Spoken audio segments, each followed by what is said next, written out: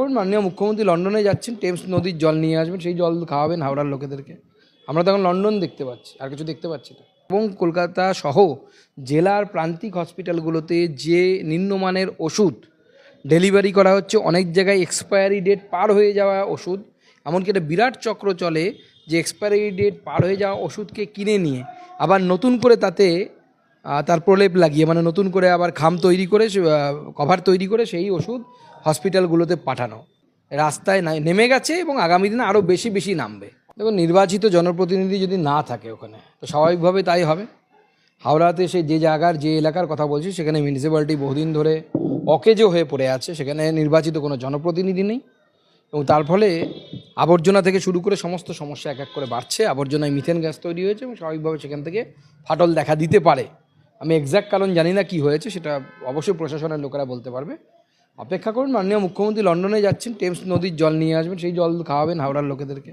আমরা তো এখন লন্ডন দেখতে পাচ্ছি, আর কিছু দেখতে পাচ্ছি না। আমরা এর আগেও বলেছি, আরজি কর কাণ্ড নিয়ে বারবার আমাদের এই মন্তব্য এসেছে যে এর পেছনে একটা বড় চক্র আছে। এবং আমরা যেটা জানতে পারছি, আমাদের কাছে বিভিন্ন সোর্স থেকে যে তথ্য আসছে, সেই তথ্য হলো যে আরজি করে চেস্ট ডিপার্টমেন্টে, কারণ চেস্টের এক একটা মেডিসিন খুব দামি মেডিসিন হয়, এই দামি মেডিসিন নিয়ে একটা চক্র চলছিল। তার পরিপ্রেক্ষিতে অভয়ার এই ধরনের ঘটেছে এবং সেটাখানে বড় দুর্নীতি। এবং শুধু আরজি কর নয়, কলকাতা পৌরসভা, জেলার বিভিন্ন হসপিটাল যেখানে স্বল্প মূল্যের দোকান তৈরি করে রাখা হয়েছে রাজ্য সরকারের তরফ থেকে, এবং কলকাতা সহ জেলার প্রান্তিক হসপিটালগুলোতে যে নিম্নমানের ওষুধ ডেলিভারি করা হচ্ছে, অনেক জায়গায় এক্সপায়ারি ডেট পার হয়ে যাওয়া ওষুধ, এমনকি একটা বিরাট চক্র চলে যে এক্সপায়ারি ডেট পার হয়ে যাওয়া ওষুধকে কিনে নিয়ে আবার নতুন করে তাতে তার প্রলেপ লাগিয়ে, মানে নতুন করে আবার খাম তৈরি করে, কভার তৈরি করে সেই ওষুধ হসপিটালগুলোতে পাঠানো। কলকাতা পৌরসভা এত শতাব্দী প্রাচীন পৌরসভা হওয়ার পরেও যদি এখানে এখনও পর্যন্ত মেয়র এবং মেয়রের লোকেরা, তৃণমূল কংগ্রেসের লোকেরা যদি একটা ড্রাগ টেস্টিং ল্যাবরেটরি উচ্চমানের যদি তৈরি করতে না পারে, তাহলে তো অত্যন্ত চিন্তার বিষয়। আজকে মহিলা সুরক্ষা নিয়ে আমরা বলছি, ওষুধের গুণমান নিয়ে আমরা বলছি, বাংলার মানুষ যাবেটা কোথায়? যেদিকে যাবে সেদিকে তো ওষুধ খেলে আপনার মেয়ে বাড়ি থেকে বেরোলে তারা ছাড়া পেয়ে যাচ্ছে। আর উল্টো দিকে উত্তরপ্রদেশে দেখুন, যদি ঘটনা ঘটে তার 3 দিনের মধ্যে তার ব্যবস্থা হয়ে যায়।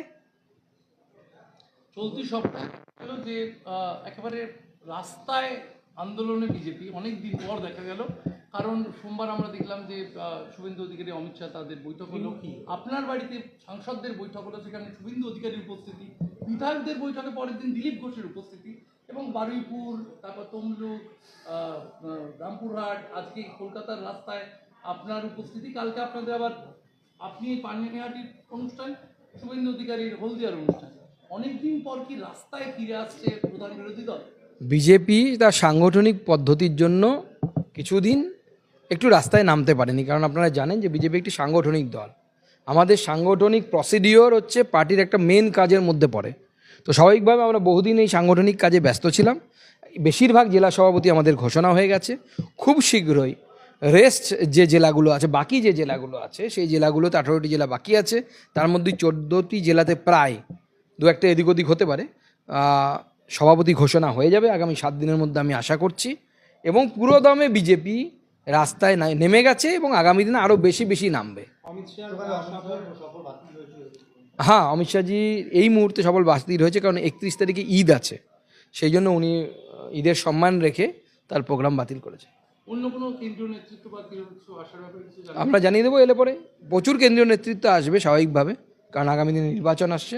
নির্বাচনকে কেন্দ্র করে আমাদের যেহেতু সর্বভারতীয় দল, স্বাভাবিকভাবে কেন্দ্রীয় নেতৃত্বরা তারা বাংলায় আসবেন। দাদা, তৃণমূল বারবার বলছে বিজেপি ধর্মের রাজনীতিতে বিশ্বাস, কিন্তু তৃণমূল উন্নয়নের রাজনীতিতে বিশ্বাস। উন্নয়নের রাজনীতি ভারতীয় জনতা পার্টি করে। আজকে আমি তৃণমূলকে চ্যালেঞ্জ দিয়ে বলছি, গুজরাটে বিজেপির লাগাতার সরকার আছে, তৃণমূলেরও লাগাতার সরকার আছে বাংলায়। গুজরাটে মুসলমানদের মাথাপিছু ইনকাম, পশ্চিমবঙ্গে মুসলমানদের মাথাপিছু ইনকাম।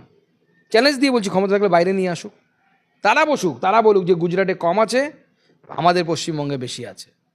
দেখুন, একসময় বামফ্রন্ট সেই একজনকে কুতুবুদ্দিন সম্ভবত তাকে ধরে নিয়ে এসেছিল, আমি নামটা ভুলেও বলতে পারি, অনেকদিন ঘটনা, সেই গুজরাট দাঙ্গার যার ছবিটা খুব এইভাবে পেপারে এসেছিল, নামটা আমার মনে নেই এই মুহূর্তে, তাকে ধরে নিয়ে এসেছিল। টেলারিংয়ের ব্যবসা খুলে দিয়েছিল কলকাতার একটি জায়গা, কিছুদিন পর সেখান থেকে পগার পার চম্পট দিয়েছিল, কারণ রোজগার নেই। বিজেপির রাজত্বে সবার সুরক্ষা আছে। আমরা ইনক্লুসিভ ডেভেলপমেন্টে বিশ্বাস করি। বিজেপি যখন রাস্তা তৈরি করে, বিজেপির মন্ত্রী যখন নীতিন গাডকারি নরেন্দ্র মোদীর কথায় যখন রাস্তা তৈরি করে 4 লেন, সেই রাস্তা দিয়ে হিসেব হয় না হিন্দু হাঁটে না মুসলিম হাঁটে, সবাই হাঁটে। আজকে আপনি যখন কলকাতা থেকে ধরুন কুচবিহার যাবেন, আপনি গেলে শিলিগুড়ি, ওখানে গেলে পরে দেখতে পাবেন এশিয়ান হাইওয়ে 2, গাড়ি স্মুথলি যাচ্ছে, মনে হচ্ছে মাখনের মধ্যে দিয়ে ছুরি চলে যাচ্ছে। তখন ওই রাস্তা দিয়ে হিন্দুও গাড়ি নিয়ে যায়, মুসলমানও গাড়ি নিয়ে যায়। এটা হচ্ছে বিজেপি ইনক্লুসিভ ডেভেলপমেন্ট। ভুয়ো ভোটার নিয়ে একাধিকবার সরব হয়েছে তৃণমূল। আমরা দেখেছি যে বিভিন্ন জায়গায় বিরোধীরা সরব হয়, সেখানে একজন রাজ্যের শাসক দল হয়ে মমতা বন্দ্যোপাধ্যায় তিনি প্রকাশ্যে সরব হচ্ছেন। বোকা বানানোর বুদ্ধি চালিয়ে যাচ্ছে যারা করে। আমরা তো বলছি, যদি বাপের বেটা হও, যদি দম থাকে, বলো যে বায়োমেট্রিক ডেটা ম্যাচ করে ভোটিং হবে, বুথের সামনে এসে দাঁড়াবে, রেটিনা স্ক্যানিং হবে, এক এক করে ঢুকবে, দম বোঝা যাবে। দম নেই দেখুন, আর মুখে রাগ কাটছে না তৃণমূল কংগ্রেস, চুপ হয়ে গেছে, চুপসে গেছে, ফানুস একদম বেলুন চুপসে গেছে একদম।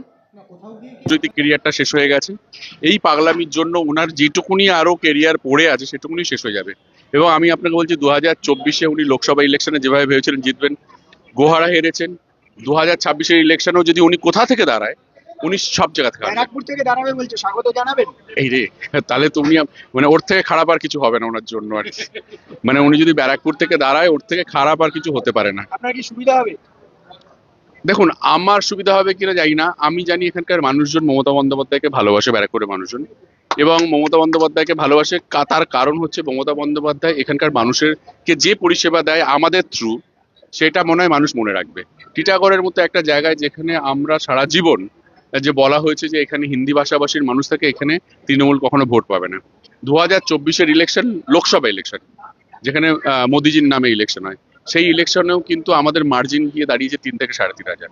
সো বুঝতেই পারছেন ডে বাই ডে কি হতে চলেছে। মানুষ পরিষেবা চায়, সে আমি কোন জাতির, আমি কোথা থেকে আসছি, থেকে ইম্পর্টেন্ট হচ্ছে আমার বিপদে, আমার বাড়িতে কেউ অসুস্থ হয়েছে, আমার কাছে স্বাস্থ্যসাথীর কার্ড আছে, মমতা বন্দ্যোপাধ্যায় দিয়েছে, আমি জানি হসপিটালে গেলে এবং পাড়ার ছেলেরা হসপিটালে নিয়ে যাবে এবং সেখানে গেলে আমার শুশ্রূষা হবে।